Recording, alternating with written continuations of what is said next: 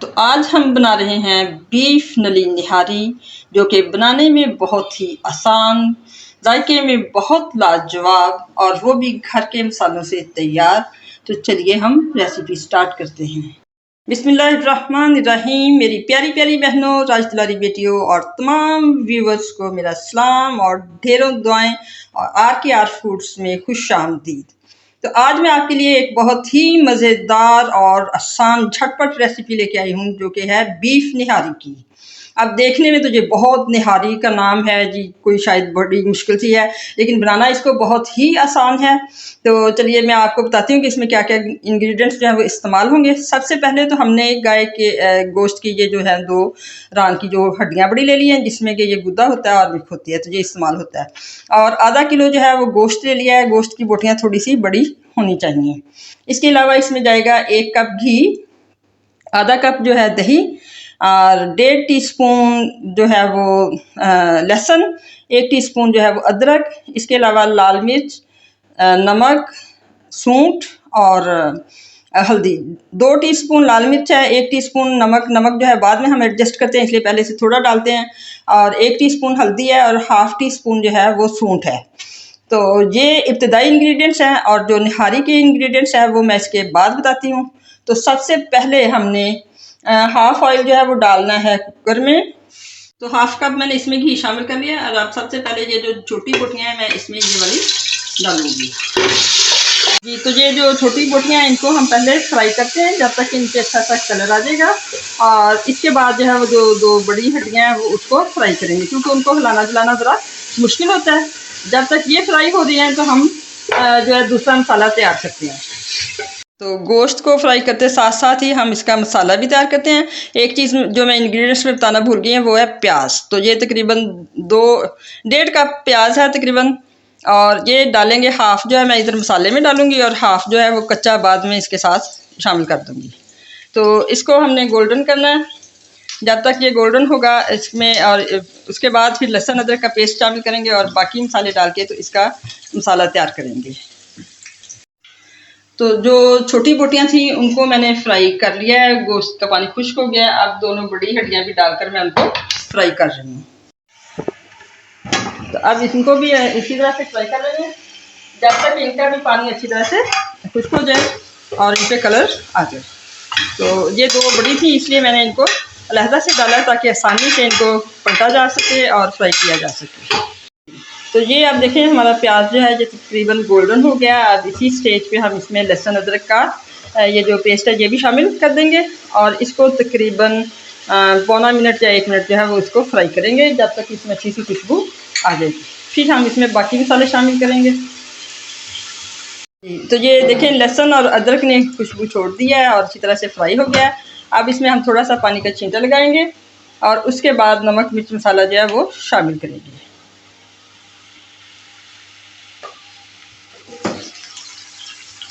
नमक, मिर्च और हल्दी हम फ़ौरन शामिल कर देंगे, और सूंठ हमने उस वक्त शामिल करनी है जब हमने इसमें निहारी में पानी डालना है और इसके ऊपर कुकर को चढ़ाना है। इसको आप फ्राई करने के बाद थोड़ा सा प्याज भी हमारा घुल जाएगा, तो फिर हम इसमें दही शामिल करेंगे और इसको कुछ देर के लिए पकाएंगे। तो ये देखिए अब हमारा मसाला भुन चुका है और किसी हद तक हमारा प्याज भी भुन चुका है। अब हम इसमें दही शामिल कर देंगे और दही शामिल करके इसको हम 2-3 मिनट तक फ्राई करेंगे। उसके बाद जब तक गोश्त भी फ्राई हो जाएगा, सारी चीज़ों को मिक्स करके पानी डाल के तो इसको 20 से 25 मिनट के लिए जो है स्टीम देंगे। तो ये अब दही डालने के बाद जो है मसाला देखें दोबारा से इसने घी छोड़ दिया है और सारा मसाला जो है भुन चुका है। अब इसको हमने उसमें गोश्त में मिक्स कर देना है। गोश्त भी हमारा फ्राई हो चुका है सारा, और मिक्स करने के बाद बस 3 से 4 गिलास पानी डालने और स्टीम देने। और इसी स्टेज पे हमने इसमें ये सूंठ भी डाल देनी है। जो मैंने कहा था कि वो ज़्यादा उसको फ्राई नहीं करते हैं और एंड पे ही डालते हैं। तो अब ये इसको सूंठ भी डाल देनी है और थोड़ा सा पानी का छींटा दे देना है। और इसके साथ ही अब उसको हम अब ना तो गोश्त को मसाले को गोश्त में डाल के ज़्यादा भूनने की ज़रूरत नहीं है। मसाला अलहदा से पक चुका है और गोश्त जो है वो अलहदा से फ्राई हो चुका है। दोनों चीज़ों को मिक्स करके पानी डाल के 20 से 25 मिनट के लिए हम स्टीम देंगे। क्योंकि बीफ है तो उसको गलने में थोड़ा टाइम लगता है। बाकी हर किसी को अपने प्रेशर कुकर का और इसका हिसाब होता है कि कितनी देर में गलता है, आपने उसके हिसाब से ही इसको स्टीम देनी है। जी, तो ये हमारा गोश्त भी फ्राई हो गया, मसाला भी मैंने आपको बताया था तैयार हो गया। अब इसको हमने इकट्ठा कर देना और इसके बाद जो है इसको पानी डालना है 3 से 4 गिलास, फिर स्टीम दे देनी है। बाद में हमने देखना है कि हमें कितनी ग्रेवी चाहिए, अगर कम या ज़्यादा हो तो फिर पानी को एडजस्ट कर देंगे। तो इसमें अब हम पूरा पानी जितना डालना है वो सारा एक ही दफ़ा में डाल के तो इसको स्टीम दे देते हैं। और वो मैंने आपको बताया कि 20 से 25 मिनट तक ही हमने इसको स्टीम देनी है। पानी थोड़ा सा भी और डाल लेते हैं ताकि बिल्कुल ग्रेवी जो है वो बाद में खुश्क ना हो जाए। तकरीबन ये हमने देख लेना कि 20 से 25 मिनट के लिए कितना पानी चाहिए। ये हमने इतना पानी शामिल कर लिया है और अब इसको हम कवर लगा देंगे। और उसके बाद 20 मिनट के बाद हमें चेक कर लेना है कि ऐसा ना हो कि कहीं जो है वो खुश्क हो जाए पानी और कहीं नीचे ना लग जाए और या ज़्यादा ना गल जाए। तो 20 मिनट के बाद चेक करने के बाद दोबारा देख लेंगे, अगर ना गोश्त हुआ तो उसको दोबारा से स्टीम दे देंगे। तो जब तक हमारे गोश्त को स्टीम आ रही है उस वक्त तक मैं आपको वो मसाले बताती हूँ जिससे ये गोश्त जो है वो निहारी बनेगा। तो उसके लिए 1 टेबल स्पून खुश्क धनिया लेना है, 1/2 टीस्पून काली मिर्च है, 1.5 टीस्पून जो है ज़ीरा है, सौंफ है 1 टीस्पून, 2 बादियान के फूल हैं, ये 2 पीस जो हैं ये उसके दालचीनी के हैं, 4 से 5 अदद जो है छोटी इलायची है, 4 लौंग है, ये जावित्री का छोटा सा फूल है और ये वाला बड़ी इलायची जो है वो 1 अदद है। तो इन सारे मसालों को पीस लेना है और पीस के ये सारे का सारा मसाला नहीं शामिल करना है बल्कि 2 टीस्पून या 1.5 टीस्पून ही इसमें शामिल करना है। इसके अलावा जो हमारे पास है वो 2 टीस्पून जो है वो मैदा है और 2 टीस्पून ही बेसन है। इनको हमने जो है वो घी डाल के तो भून लेना है और इसमें हल्की आंच पे भूनना है कि इनमें से खुशबू आने लग जाए। आम लोग इसमें आटा शामिल कर देते हैं, लेकिन आप देखेंगे कि जब ये मसाला आप शामिल करेंगे तो इसका एक अलग ही टेस्ट आएगा। तो जब तक हमारे जो गोश्त है वो पक रहा है उस वक्त तक हम ग्रेवी का सामान तैयार कर लेते हैं। और ग्रेवी के लिए मैंने इसमें तकरीबन 1 टेबल स्पून घी डाला है और पहले जो है वो इसमें हल्की आंच पे मैं बेसन डालकर भूनूंगी और जब इसमें से ज़रा अच्छी सी खुशबू आने लग जाएगी तो फिर मैं इसमें मैदा भी डाल के भूनूंगी। मैदा जल्दी भुन जाता है और बेसन को थोड़ा टाइम लगता है, तो इसलिए इसको जो है वो अलग-अलग से हम डालते हैं। इसके बाद जब तैयार हो जाता है ये भुनकर तो मैं आपको बताती हूँ। बेसन जो देखें इसमें बड़ी अच्छी सी खुशबू आने लग गई है, ये फ्राई हो गया है। अब इसमें हम मैदा भी डालकर 1 मिनट के लिए भुनेंगे। इस तरह से दोनों चीज़ें जब भुन जाएंगी तो इसको पानी डालकर इसकी जो है ग्रेवी सी बना लेंगे और उसको निहारी में फिर शामिल कर देंगे। ये हमारा बेसन और जो मैदा था ये बिल्कुल भुनकर तैयार हो गया और इसमें हम पानी डालकर तो इसकी जो है ग्रेवी सी बना लेंगे। और मैं आपको एक स्टेप वाज़ेह तौर पर बता रही हूँ ताकि मेरी वो बच्चियाँ जिन्होंने नई कुकिंग स्टार्ट की है वो भी अच्छी तरह से हर चीज़ को फॉलो कर सकें। और इसको ये जो है थोड़ा सा ठंडा कर दिया मैंने, चूल्हा बंद किया हुआ है और इसके बाद फिर आपने ये शामिल करना है ताकि इसकी जो है वो गुठलियाँ ना बने, इसमें लम्स वगैरह ना आए। और इसके बाद इसको अच्छी तरह से ये करके तो अब मैं आपको बताती हूँ कि किस तरह से उसमें शामिल करके पकाना है आपको।